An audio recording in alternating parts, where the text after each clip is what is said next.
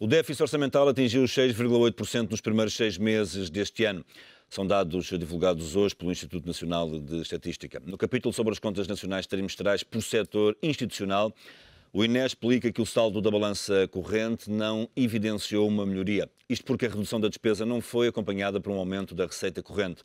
Segundo o Instituto Nacional de Estatística, as variações mais significativas foram nos impostos sobre a produção e sobre a importação e nas contribuições sociais. No final do ano, Portugal tem de atingir um déficit de 5%, a nova meta acordada com a Troika, depois do objetivo inicial de 4,5% ter sido revisto na última avaliação. Depois do recuo na TSU e da mediação do Presidente da República, o discurso do líder do Partido Socialista está mais modelado.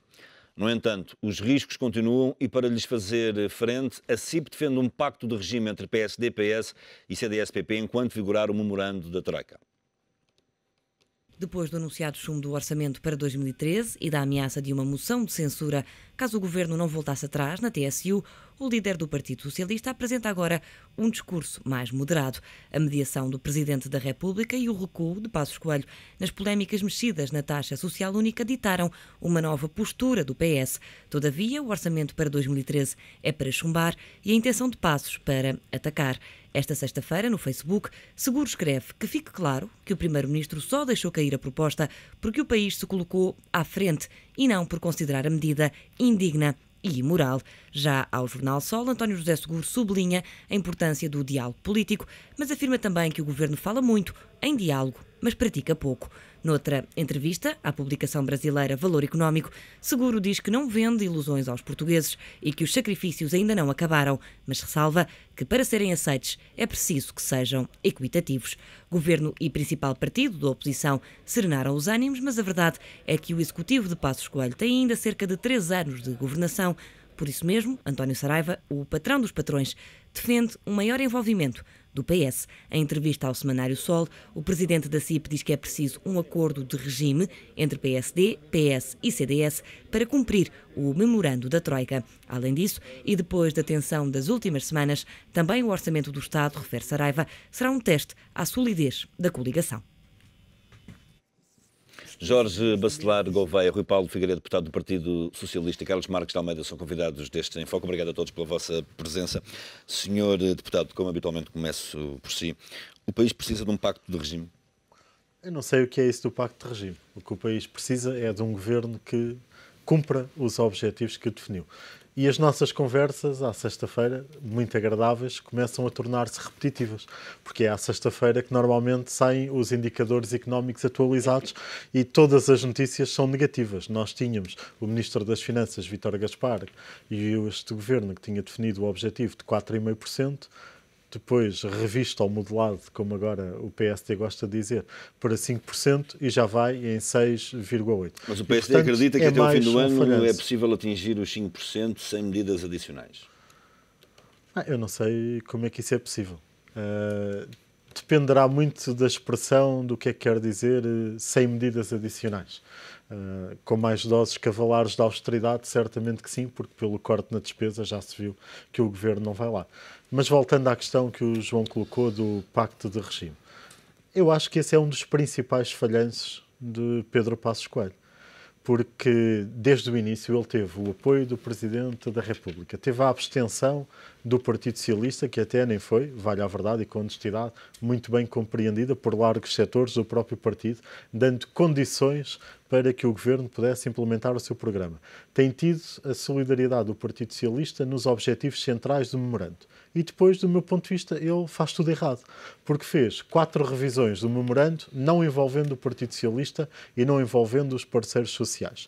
Só tenta envolver o Partido Socialista e pede, quase parece um náufrago, pede ajuda ao Presidente da República quando tem o país inteiro contra si. Não dialogou com ninguém, quebrou o consenso social. Eu acho que Pedro Passos Coelho é totalmente incapaz de conseguir estabelecer pontos de diálogo e de ter um pacto de regime. Aliás, segundo se percebeu na TSU, ele nem sequer deu ouvidos ao líder do partido com quem está em coligação, Paulo Portas, e depois também não deu ouvidos aos próprios ministros do PSD, porque toda a gente lhe disse que era uma medida errada. Ele só deu ouvidos a Vítor Gaspar. E, portanto, eu acho que Vítor Gaspar e Pedro Passos Coelho estão totalmente autistas, totalmente incapazes. Aliás, esta semana, nós vimos pelo seu discurso que ele recuou, forçado pelas circunstâncias, ter toda a gente contra a medida, mas ainda veio fazer em tom piegas, como ele próprio achava que os portugueses eram. Ele veio em tom piegas queixar-se de ter sido incompreendido, de o debate ter sido contaminado por questões ideológicas. Eu acho que Pedro Passos Coelho está cada vez mais autista, cada vez mais incapaz de governar, e eu acho que ele desperdiçou condições únicas de diálogo social que lhe foram dadas pelos parceiros sociais, pelo Partido Socialista e pelo Presidente da República. E não sei, muito sinceramente, se ele está em condições de recuperar esse diálogo institucional e social. Carlos Marques de Almeida, o país precisa de um pacto de regime? Provavelmente haverá um momento em que ele será... Ou de um governo de salvação nacional? Em que esse pacto de regime, entre aspas, será inevitável. E eu conviria lembrar que, e fugindo um pouco a esta dicotomia entre governo e oposição, eu conviria lembrar que aquilo que o governo sempre preservou, que foi a imagem internacional, esta semana foi largamente, de alguma forma...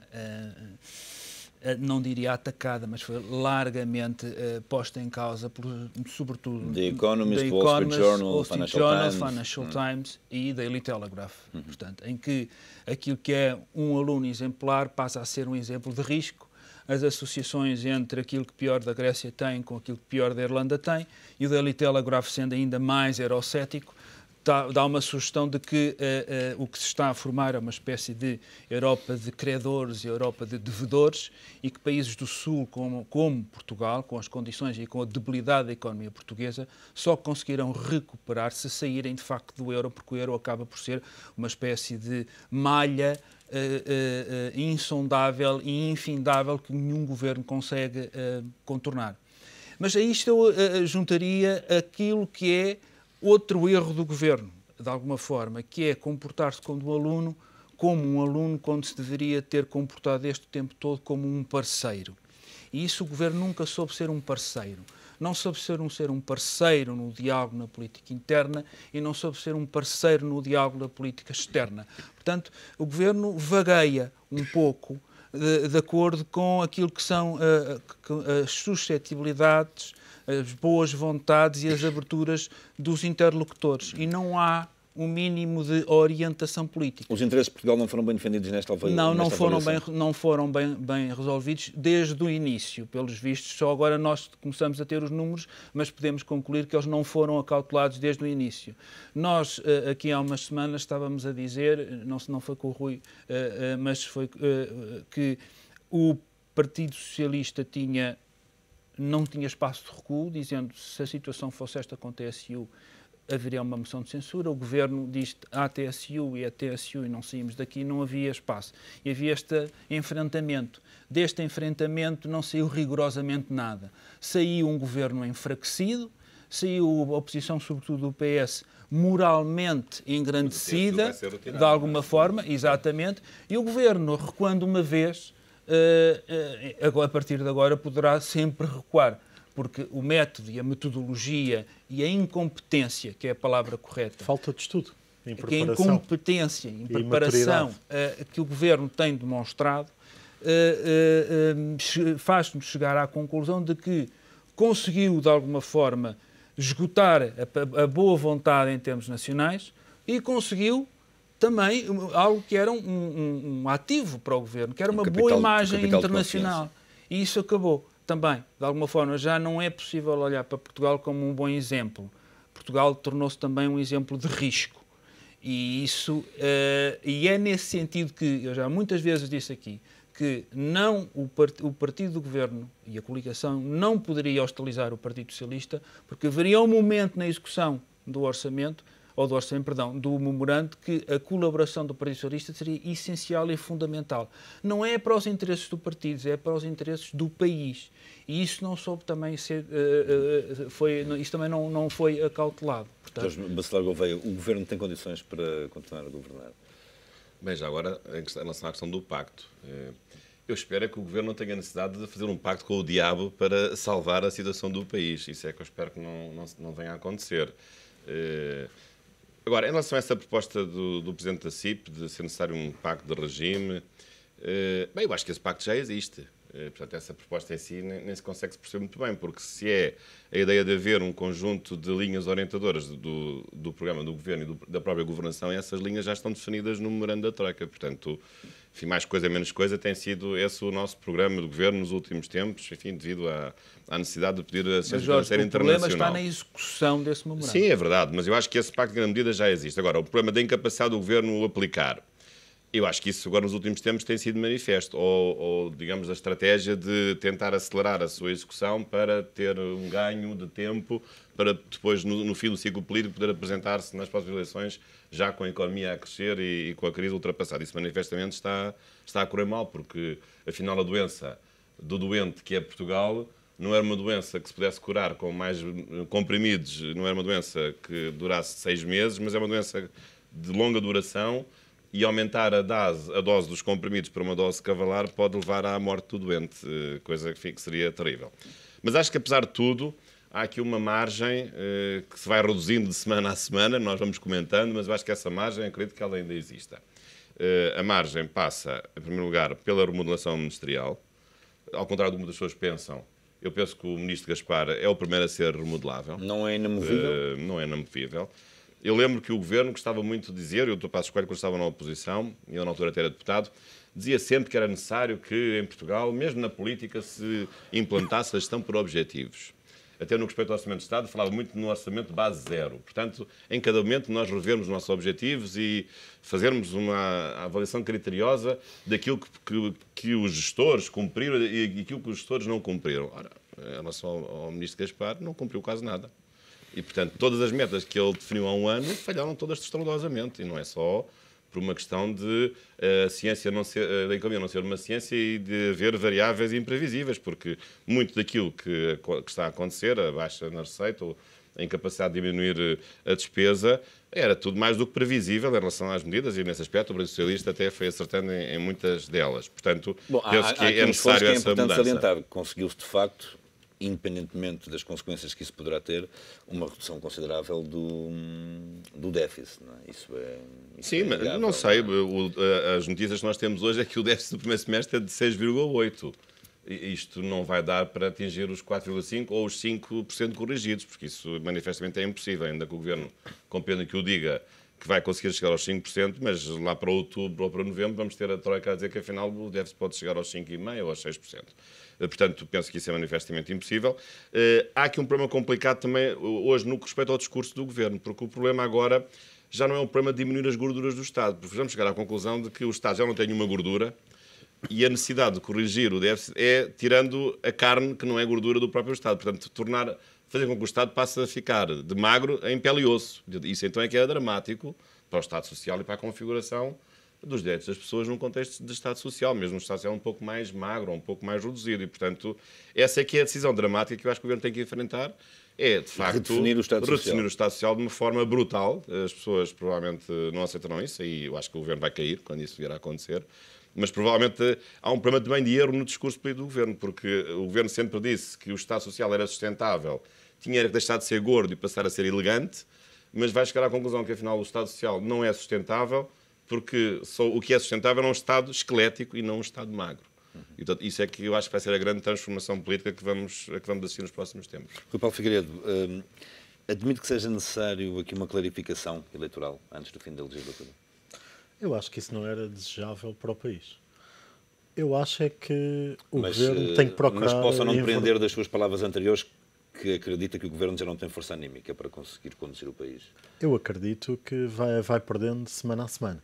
E a teimosia do Primeiro-Ministro em remodelar o Governo, assumir que a orgânica inicial do Governo, com mega-ministérios que não funcionam, foi um erro ditado pelo populismo de ter um Governo curto, que não quer necessariamente dizer que é um Governo, como temos visto, mais eficiente e melhor, antes pelo contrário, com graves prejuízos para o próprio funcionamento do país, porque são áreas absolutamente essenciais. O Ministério da Economia, o Ministério do Ambiente, com todas as áreas que têm, são grande parte do governo. Nós temos secretarias de Estado que antigamente eram ministérios. E esse populismo traduziu-se numa execução do próprio programa do governo absolutamente ineficaz. E, portanto, também aí eu acho que o Primeiro-Ministro tem que inverter. Mas o Jorge disse um ponto que eu acho absolutamente essencial e que revela a impreparação do Primeiro-Ministro e do Ministro Vítor Gaspar e do resto do Governo para nos liderar neste contexto difícil. É que o Governo não percebeu que o equilíbrio entre algumas medidas de estímulo à economia, de reestruturação da economia, de crescimento económico e, ao mesmo tempo, esse equilíbrio com a consolidação orçamental já era muito ténue na primeira versão do memorando.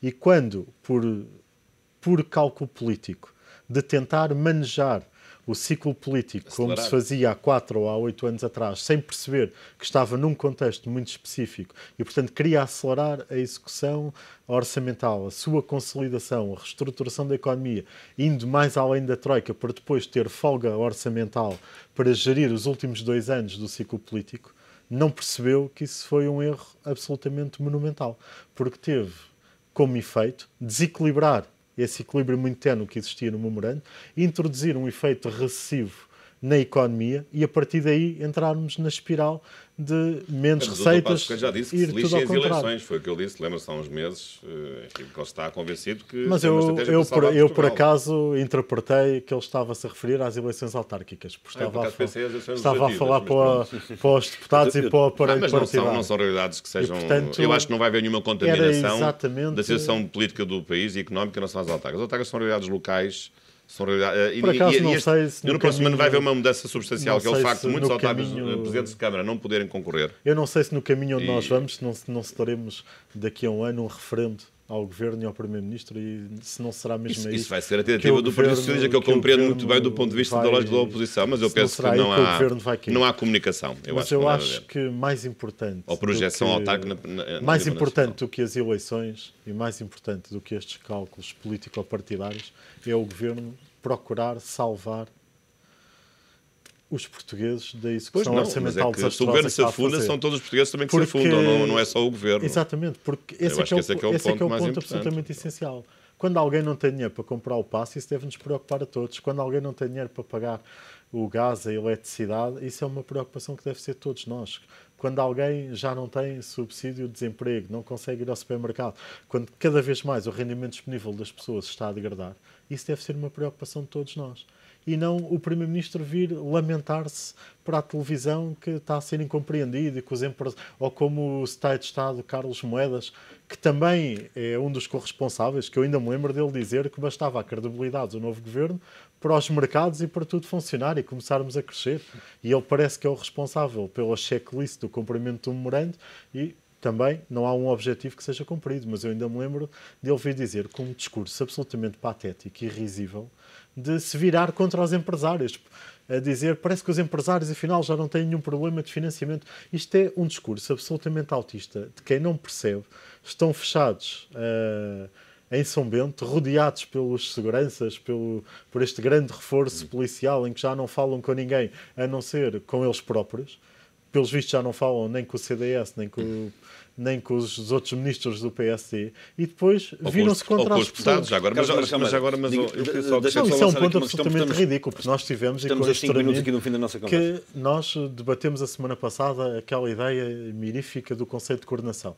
Eu ainda acho mais ridículo aquilo que assisti esta semana a vir na imprensa. É que parece que o Conselho de Coordenação já vai dos ministros aos próprios coordenadores do PSD e do CDS nas comissões parlamentares. É preciso um conselho para isso. Total. Não conseguem falar uns com os outros já? Sem instituírem um órgão? Carlos Marques Almeida, ontem o Primeiro-Ministro, numa conferência que proferiu no Estoril, afirmou que uma boa parte, ou praticamente o sucesso de Portugal conseguir virar a página deste momento menos feliz, assenta na vontade coletiva dos portugueses quererem avançar ou não. Que interpretação dá a estas declarações? É estranho, porque é o mesmo Primeiro-Ministro que há um mês anunciou que o princípio do fim da crise era em 2013. Agora, o mesmo Primeiro-Ministro que, passado um mês, vem dizer que não, o programa de ajustamento e o ajustamento que está a ser feito é muito mais moroso e muito mais Acha difícil. que devemos referendar Referendar o programa? Quer dizer, agora não vale a pena referendar o programa devia ter sido resultado referendado é claro já. antes de ter sido aplicado, antes de começar a ser aplicado. Não é agora a meio que se vai fazer um referendo. Isso é entrar exatamente naquilo que a Grécia tem tentado fazer. No fundo, aquelas eleições intercalares que nós tivemos na Grécia, em que teve tudo parado, e foi bastante prejudicial para a Grécia, é exatamente isso que está a propor. Vamos parar para quê? O governo tem que deixar para de fazer ser submisso e defender os interesses nacionais. Não, mas eu acho que as eleições, nos tempos mais próximos, seriam desastrosas. Neste clima, é evidente que o voto de protesto seria enorme e, portanto, talvez o aspecto útil da intervenção do Presidente da SIC seja, no fundo, de abrir a porta a uma intervenção presencial num governo de salvação nacional. E, no fundo, também com isso, num caso de crise extrema, eu acho que isso é possível. Acho que ainda não chegámos a esse momento. Mas, de facto, se o governo, a certa altura, deixar de ter condições de governar, não ter força anímica, as medidas que apontam não resultarem, não serem aceites de uma forma global pela sociedade, penso que há uma situação de crise extrema do país e penso que essa é a única solução. Portanto, desse ponto de vista, isso está constantemente previsto, enfim, não expressamente, mas a Constituição não pode deixar de também acomodar uma situação de crise extrema. Agora, num contexto desses, umas eleições feitas, se bem que a democracia depende sempre das eleições, qualquer democracia honesta, é sempre um contexto dramático, porque o governo não cumpre o seu ciclo eleitoral e o seu programa, e, por outro lado, há um contexto de crise extrema. Se esse cenário se verificar, há que recordar as palavras de Manuela Ferreira Leite. Que? Suspensão da democracia. Não, isso não. Porque assim, um governo de salvação não é uma suspensão da democracia. É um sistema que está previsto na Constituição. E a Constituição não suspende nunca a democracia. Mas a democracia tem várias formas de funcionamento. Coletiva, não é? A primeira vontade coletiva tem que partir do governo. Essa é a primeira. E nós vemos que o governo não é um coletivo e não tem vontade. Ou então não sabe. Se ele está a tentar, de alguma forma, recapitalizar aquilo que é a boa vontade dos portugueses, o governo conseguiu perdê-la nas últimas 2 semanas. Portanto, é muito difícil tentar, de alguma forma, fazer com que aquilo que é o objetivo do governo se torne um desígnio nacional. Porque o próprio governo teve a capacidade e o talento de, pura e simplesmente, destruir essa possibilidade. Agora, o que eu acho que é o que está a acontecer, de facto, e isto não foi dito, o governo não tem coragem para dizer, há uma refundação do regime criado pelo 25 de Abril, há uma tentativa de refundação desse regime mais à direita, mas o que está a acontecer é que ela está a falhar, e se isto falhar, provavelmente começa a sentir-se uma atmosfera, de alguma forma, de crise de regime. E se nós entrarmos nessa lógica da crise do regime, sem dúvida que não é este governo, porque não tem nem capacidade política, nem capacidade para mover os portugueses capacidade técnica para resolver a situação, tem que haver uma intervenção do Presidente da República. E é muito simples. Ou faz-se um governo de técnicos, como se fez com o Sr. Monti em Itália, ou então faz-se uma grande coligação. Faz-se uma grande coligação. Não é que haja uma suspensão da democracia. Aliás, curiosamente, é o Dr. Bernardo Soares que diz que este governo tem que cair e tem que haver outro governo. O que é curioso, que é o mesmo Dr. Mário Soares que se queixava do general Ramalhianos, que lhe fez isso quando ele era Primeiro-Ministro. Mas, mas isso são as vicissitudes do tempo e da política. E também havia uma crise portanto, da intervenção do FMI. Exatamente. Portanto, neste momento, Portugal está a entrar... Portugal está a entrar numa fase decisiva, em que todas as hipóteses têm que estar em aberto. Mas uma coisa é já certa. Este governo não tem fôlego. Este governo não tem capacidade técnica nem política, provavelmente, para chegar ao fim. Eu acho que uma remodelação profunda que pudesse ficar em 6 ou 7 ministros, eu acho que seria possível. Ainda há uma margem de salvação do governo. Eu acho que o próprio Primeiro-Ministro é o problema. Porque, verdadeiramente, eu acho que ele nem percebeu o que anunciou ao país. Porque se ele tivesse verdadeira consciência... O Luís está a referir-se àquele episódio do discurso de sexta-feira. Porque se ele tivesse verdadeira consciência daquilo que estava a anunciar, ou tem uma grande insensibilidade social, ou acho que ele não percebeu que é uma interpretação benévola. Porque se ele tivesse verdadeira consciência do que transmitiu ao país, não saía da comunicação e não ia cantar para um espetáculo. Acha que ele vir chorar para casa? Também não vamos exagerar, não é? Não, mas eu acho que há um problema de recursos políticos. Acho que há sinais, que se nós governo. queremos mobilizar a vontade dos portugueses, como o Primeiro-Ministro diz que o quer fazer, acho que há sinais que tem que dar. Misturar a vida pública Acho com a que vida há privada. sinais Eu que acho que tem que o País tem todo o direito de ir a um espetáculo depois de um problema discurso no governo. Há um mais problema do dramático. governo. Temos de terminar, meus senhores. Só uma frase. Acho que só revela a mais. insensibilidade social. Há um problema do governo e que, de alguma forma, o Primeiro-Ministro é o símbolo. Se nós analisarmos o discurso contínuo, a continuidade do discurso do Primeiro-Ministro, a ideia que nós ficamos é que ele leu um livro e acha que nesse livro está toda a verdade política. Se calhar foi o livro do Ministro Álvaro Santos Pereira. Agora, a questão que fica é que será que foi o livro errado ou o livro certo? E nós não podemos Espero deixar, não tenha sido o livro deixar vermelho. o destino, nós não podemos deixar o destino do país à livro verde vicissitude de um da livro certo ou de um livro errado. Acho que todos os indicadores que têm saído revelam que foi o livro errado. Eu Meus sei. senhores, muito obrigado a todos pela vossa Talvez tenha sido a Bíblia, presença apesar de tudo, é melhor. em estúdio. É sempre um prazer tê-los aqui. Até a próxima sexta-feira. Hoje analisámos a possibilidade de Portugal necessitar de um pacto de regime.